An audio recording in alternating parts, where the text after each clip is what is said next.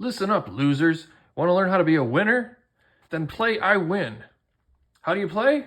Well, shut up and listen, and I'll tell you. If you're not a complete moron, it's very simple. Get a few of your so-called friends to come over, grab a deck full of black cards, grab a deck full of white cards. Pull out the 2 win cards. Shuffle the decks together. Deal out 5 cards to each person. You know how to count to 5, right? Put the 2 win cards back in the deck. Shuffle up.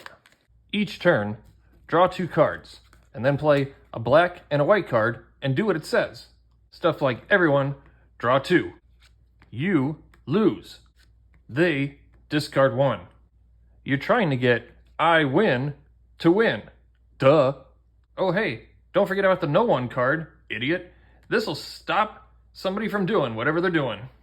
Have fun screwing up your friends' plans and go play I Win.